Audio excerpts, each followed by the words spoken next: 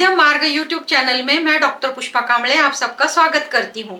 आज मैं आपको सिद्धार्थ गौतम से भगवान बुद्ध की यात्रा में बुद्ध को ज्ञान प्राप्ति से पहले जिन जिन लोगों से मिले और उन लोगों का बुद्ध के प्रति क्या कर्तव्य था। बुद्ध के अनुसार लोगों को जाति भेद के आधार पर बांटना, उनको विभाजित रखना, ऊंच नीच का भेदभाव करना गलत है। साधना के दौरान स्पष्ट हुआ, शरीर के साथ अन्याय करके शांति और ज्ञान प्राप्त नहीं किया जा सकता। पक्षी प्रेमी एक दूसरे को प्रेम करते हैं, वे एक साथ रहते हैं। जो विरोध करते हैं वो अलग रहते हैं। पक्षी को मारने से वह आपका शत्रु बन जाता है।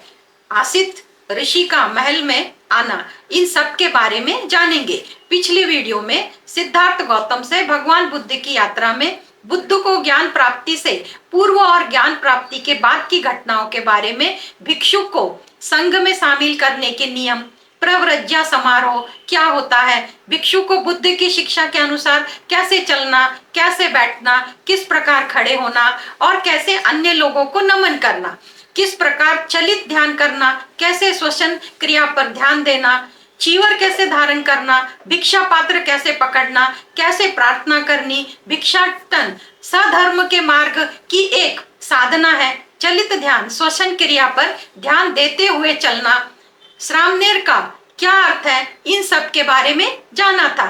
आज शुरू करते हैं सिद्धार्थ गौतम से भगवान बुद्ध की यात्रा।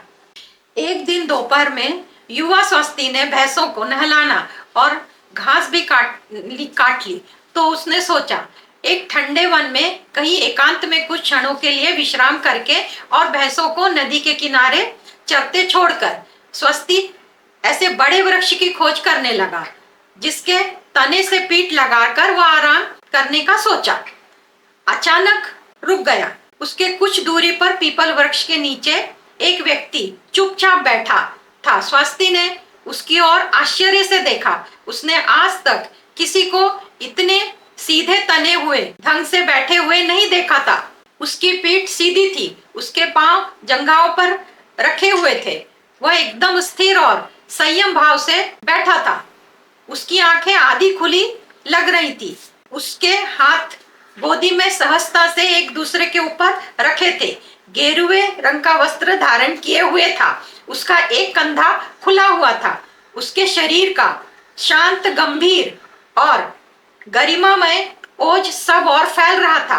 केवल उसकी ओर एक बार देख लेने से उसे आश्चर्यजनक ताजगी महसूस हुई। इसका हृदय धड़कने लगा। वह समझ नहीं पा रहा था कि जिस व्यक्ति से वह अब तक मिला भी नहीं, उसके लिए मन में यह विशिष्ट भाव क्यों जाग रहा है। फिर भी वह उसके प्रति आदर भाव से भरा और बड़ी देर तक एकटक खड़ा होकर देखता रहा। उस व्यक्ति ने आंखें खोली, तब उसने स्वस्ति को नहीं देखा।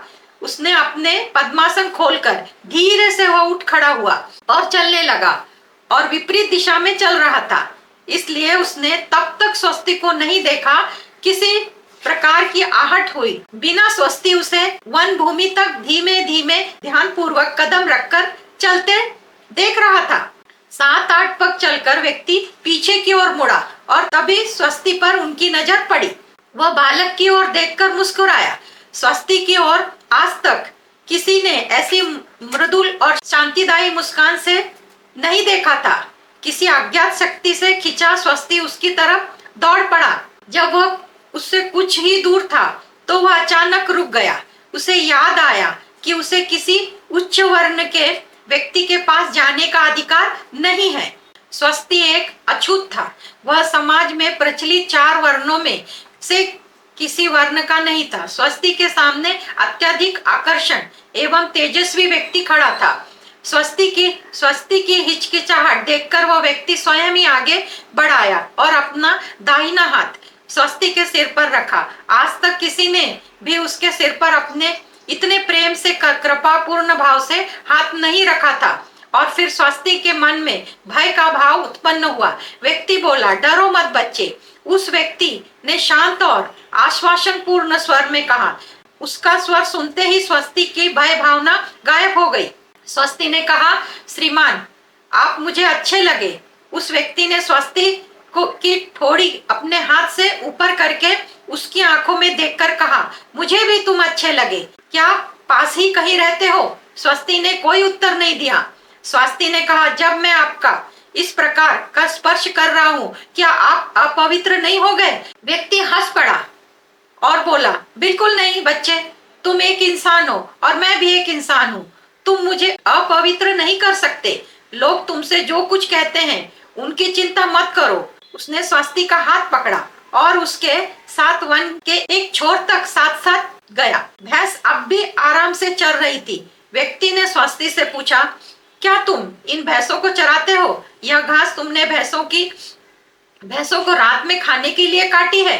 तुम्हारा नाम क्या है? क्या तुम्हारा घर कहीं आसपास है? स्वस्ति ने नम्रता से उत्तर दिया, जी हाँ, मैं इन भैंसों को चराता हूँ। मैं नदी के उस पार उरुवेला गांव से जरा सा आगे रहता हूँ। क्या कृपा करके आप अपना नाम बताएंगे और आप रहते कहाँ हैं?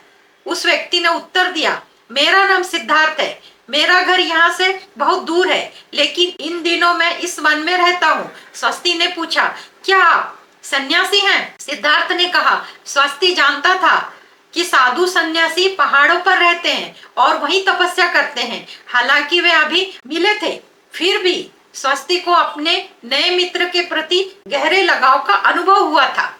उरुवेला में किसी ने भी उसके साथ ऐसा मैत्रीपूर्ण व्यवहार नहीं किया था, ना ही प्रेम पूर्वक बातचीत की थी।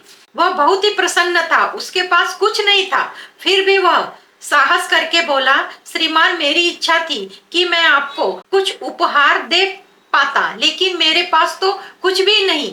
सिद्धार्थ ने स्वस्ति की ओर मुस्कुराकर कहा, तुम्हारे पास देने के लिए है, तुम्हारे पास वह है जो मुझे बहुत अच्छा लगेगा। सिद्धार्थ ने कुछ घास के ढेर की तरफ इशारा किया। भैंसों के लिए तुमने जो घास काटी है वह नरम है। अगर तुम उसमें से कुछ घास देते हो तो मैं वृक्ष के नीचे ध्यान करने के लिए बैठने का आसन बना सकता हूँ।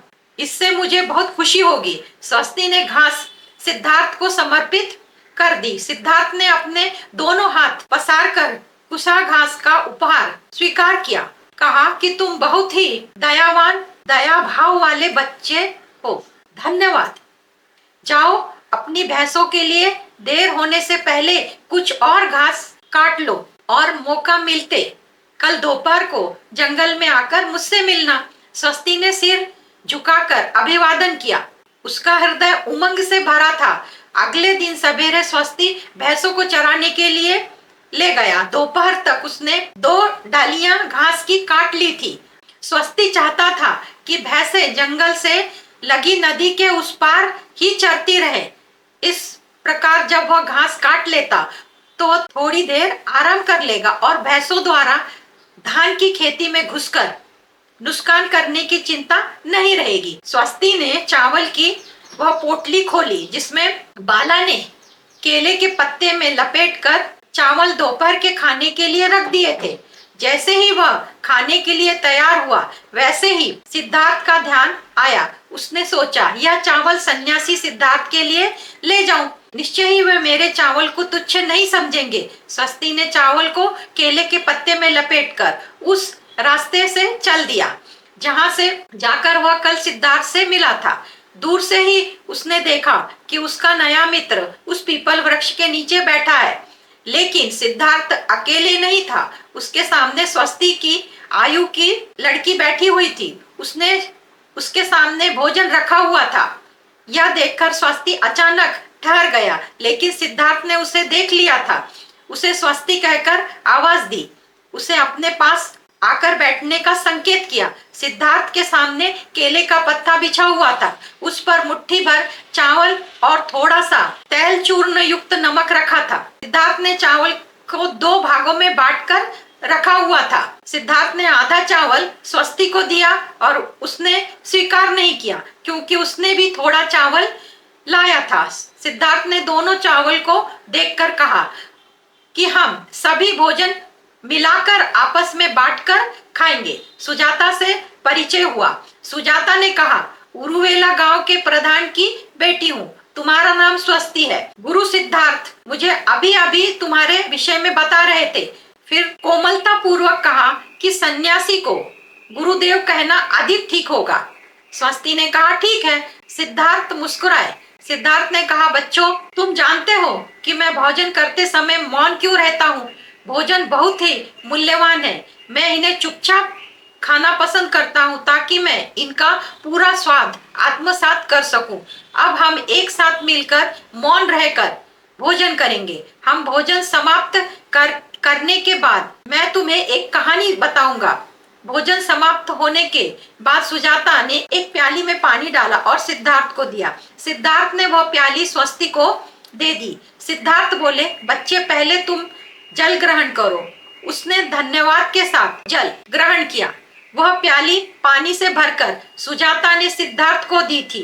वे धीरे धीरे प्रेम पूर्वक आनंद लेकर पानी पीने लगे। वही प्याली पानी से भरकर सुजाता ने सिद्धार्थ को दे दी। वे भी धीरे धीरे प्रेम पूर्वक आनंद लेकर पानी पीने लगे। अब प्याली में पानी भरकर सुजाता को दिया। उसने भी पानी पी लिया। सुजाता ने पहली बार उसने उसी प्याली से पानी पिया जिसमें एक अछूत ने पानी पिया था। उसके मन में अपवित्र होने की कोई भावना नहीं थी। सिद्धार्थ उसके गुरुदेव थे। जब उन्होंने अछूत के प्याली से पानी पी लिया था तो सिद्धार्थ ने कहा बच्चों, तुमने मेरा आश्रय समझ लिया।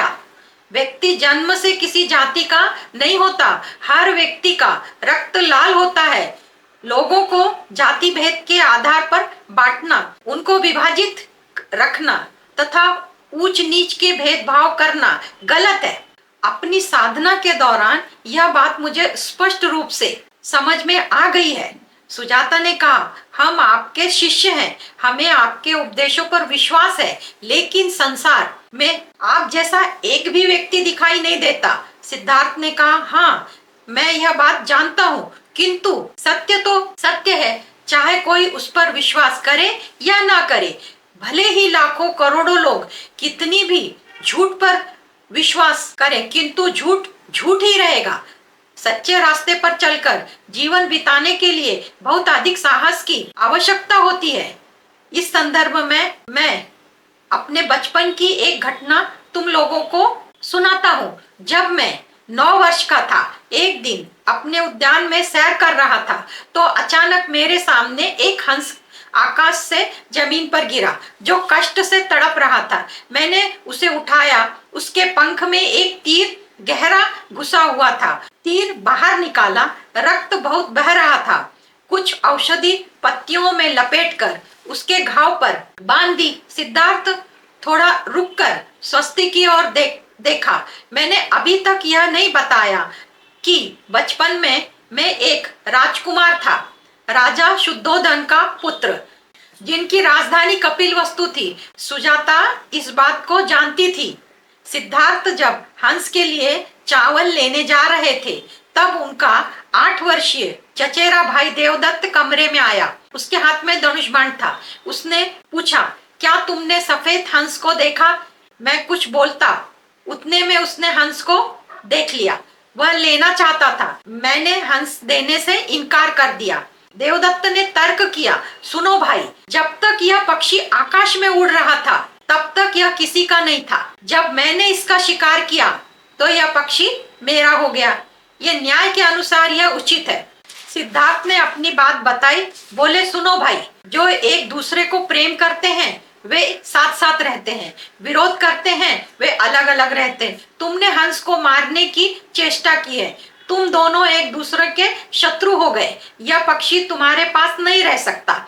मैंने इसे बचाया है, इसके घाव पर औषधि लगाई है। ये पक्षी और मैं एक दूसरे से प्यार करते हैं और साथ साथ रह सकते हैं। पक्षी को मेरी जरूरत है। सुजाता ने जोर से तालियां बजाई। बिल्कुल ठीक, आपने एकदम सही किया। सिद्धार्थ ने स्वस्ति की ओर देखा और कहा बच्चे, इस कथन के बारे में तुम क्या सोचते हो? स्वस्ति ने कहा बहुत से लोग इस बात से सहमत नहीं होंगे।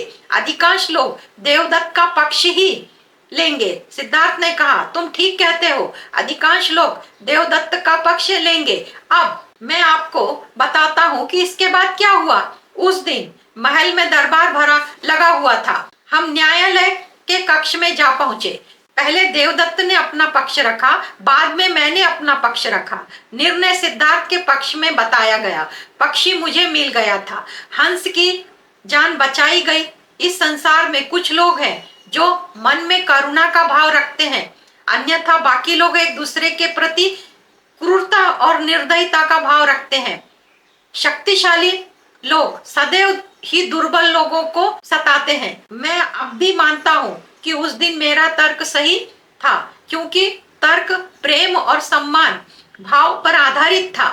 प्रेम और समझदारी से समस्त प्राणियों के कष्ट दूर किए जा सकते हैं। सत्य तो सत्य है, चाहे बहुसंख्य लोग उसे स्वीकार करें या ना करें। इसलिए बच्चे, मैं तुमसे कहता हूँ, जो सत्य है उसकी रक्षा करने के लिए अधिक साहस की आवश्यकता होती है। सुजाता ने पूछा, गुरुदेव, इस हंस का क्या हुआ? सिद्धार्थ ने कहा, 4 दिनों तक मैंने उसकी सेवा की, उसके बाद घाव भरने के बाद उसे वन में छोड़ दिया। सिद्धार्थ ने दोनों बच्चों की तरफ देखा, उनके चेहरे शांत और गंभीर थे। उन्होंने कहा, सुजाता, तुम घर जाओ, स्वस्ति तुम अपने काम पर चले जाओ। कल तुम जो घास दे गए थे उससे ध्यान करने के लिए बढ़िया आसन बन गया है। कल रात और आज सवेरे मैं उस पर बैठा था, मेरा ध्यान बहुत ही शांतिपूर्वक रहा था।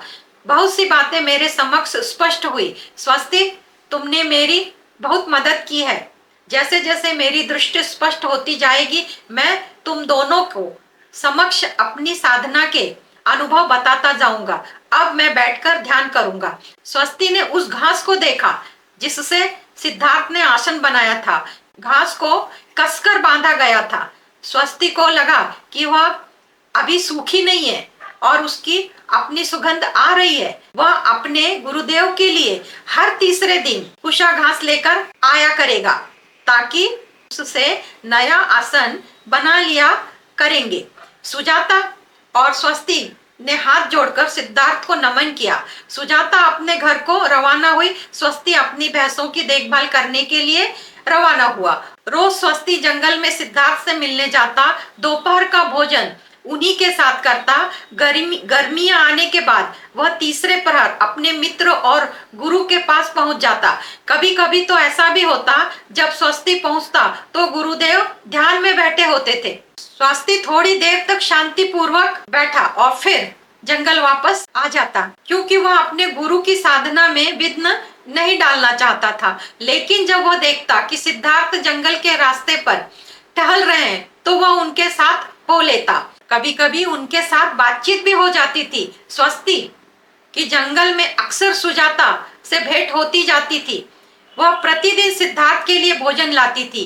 कभी कभी सुजाता अपनी सहेली सुप्रिया को भी साथ ले आती थी। स्वस्ति भी अपने भाई बहनों को अपने गुरुदेव से मिलाना चाहता था। सुजाता ने बताया कि कई महीनों पहले उसकी सिद्धार्थ से पहली बार कैसे भेंट हुई थी, और तब से वह प्रतिदिन दोपहर को उनके लिए खाना लाने लगी। उस दिन पूर्णिमा भी थी। भोजन की थाली लेकर वन देवता को समर्पित करने के लिए आई थी। वह नदी के किनारे आई। उसने रास्ते पर एक व्यक्ति को बेहोशी के हालत में पड़े देखा।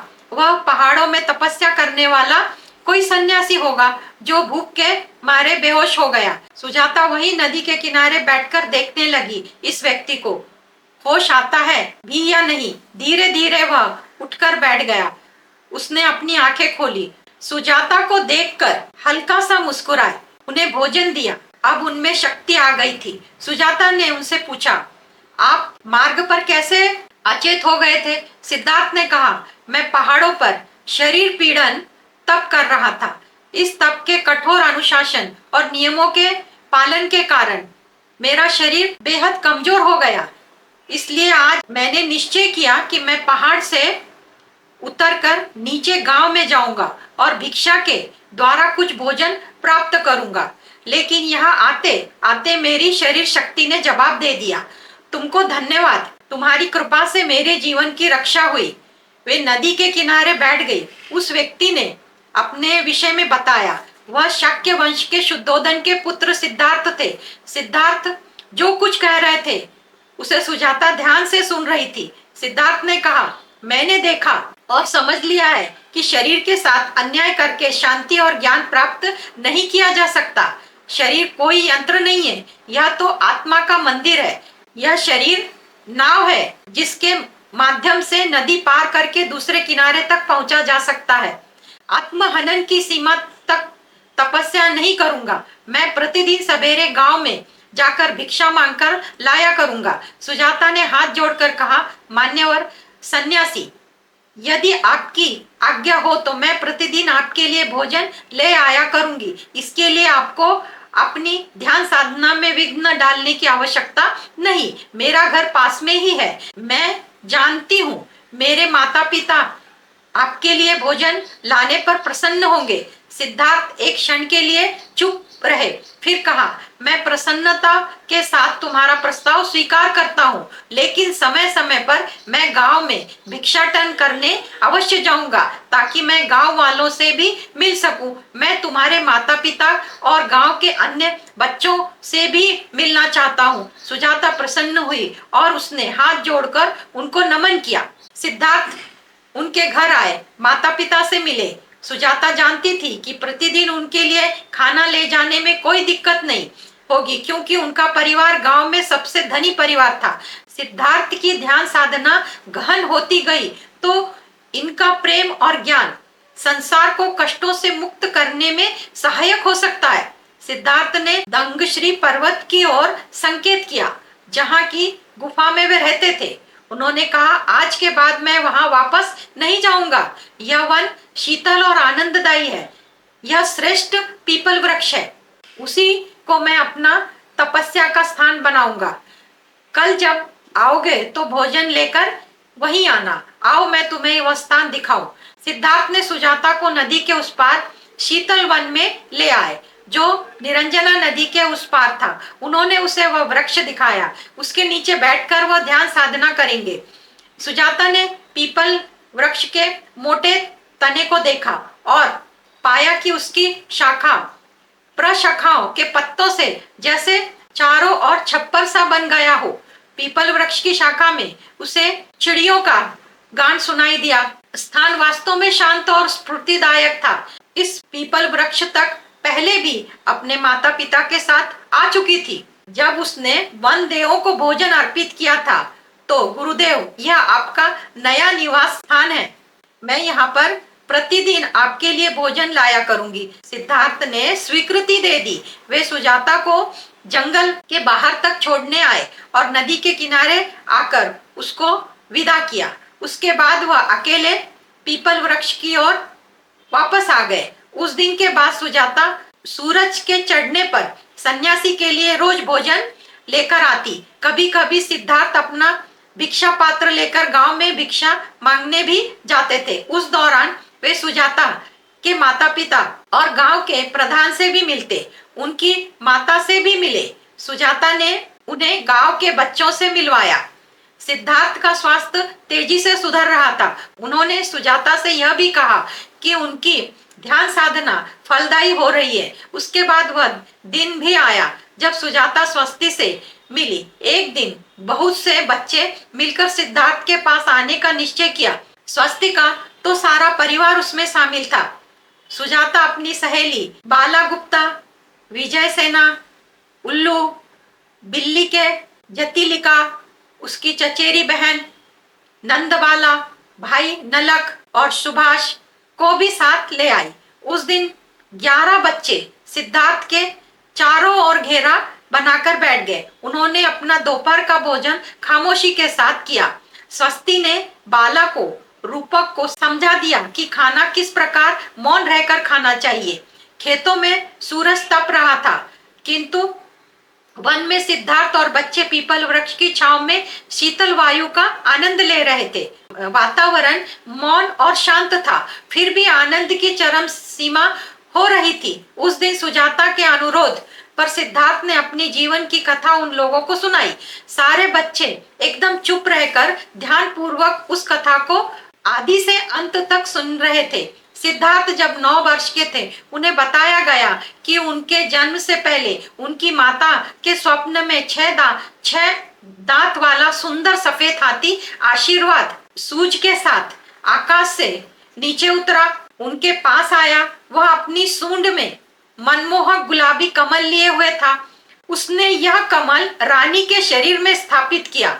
उसके बाद रानी कष्ट मुक्त हो गई, आनंद से भर गई। उन्हें कोई चिंता या पीड़ा नहीं हुई। जब वह जागी तो अपार ईश्वर की कृपा से भरी हुई थी। स्वर्णिम संगीत उनके कानों में गूंज रहा था। उन्होंने अपने पति जो राजा थे अपना स्वप्न बताया। राजा ने राजधानी में सभी साधु संतों को बुलाया और रानी के स्वप्न का अर्थ जानने की जिज्ञासा बताई। स्वप्न की सारी बातें सुनने के बाद उन्होंने कहा, महामहिम रानी ऐसे पुत्र को जन्म देने वाली है जो महान नेता बनेगा या तो चक्रवर्ती सम्राट बनेगा जिसका चारों दिशा में साम्राज्य होगा, अथवा वह ऐसा महान गुरु बनेगा स्वर्गलोक भूलोक के सभी प्राणियों को सधर्म का मार्ग दिखाएगा। बात को सुनकर राजा शुद्धोधन प्रसन्न हुए। देश भर के रोगियों को, दुर्भाग्यग्रस्त लोगों को दान धर्म देने का आदेश दिया। सिद्धार्थ की माता का नाम महामाया था। वह महान गुणों से संपन्न महिला थी। उनके हृदय में सभी प्राणियों, पशुओं, वृक्षों के लिए प्रेम था। उस समय यह परंपरा थी कि महिला अपने मायके जाकर संतान को जन्म देती थी। महामाया कौलिय गणराज्य की राजपुत्री थी, इसलिए वह संतान को जन्म देने के लिए कौलिय राज्य की राजधानी रामग्राम के लिए रवाना हुई। मार्ग में वह लुम्बिनी के उद्यान में विश्राम करने के लिए रुकी। वन में नाना प्रकार के सुंदर फूल, शीतल वायु में मोर नाच रहे थे। लुम्बिनी के उद्यान में रानी महामाया ने दिव्य आलोक से जगमगाते हुए पुत्र रत्न को जन्म दिया। अब रामग्राम जाने की आवश्यकता नहीं रही, इसलिए रानी और नवजात युवराज को रथ में अपने घर वापस लाया गया। पुत्र जन्म का समाचार सुनते ही राजा शुद्धोधन अपनी पत्नी और पुत्र को देखने आए। वे अधिक प्रसन्न थे। उन्होंने अपने युवराज का नाम सिद्धार्थ रखा। शुद्धोधन ने सिद्धार्थ का भविष्य जानने के उद्देश्य से ज्योतिषों को बुलाया। बच्चे के नयन नक्श को देखकर सभी ने एक स्वर में कहा, बच्चे के सभी लक्षण महापुरुष के हैं। ऐसे शक्तिशाली साम्राज्य पर राज्य करेंगे जो चारों दिशा में फैला होगा। सिद्धार्थ गौतम से भगवान बुद्ध की यात्रा में आज इतना ही। आप सबका मंगल हो। आप सबने मुझे देखा सुना, इसके लिए आपको धन्यवाद। आप सब में स्थित दिव्य आत्मा को मेरा शत शत नमन। धन्यवाद।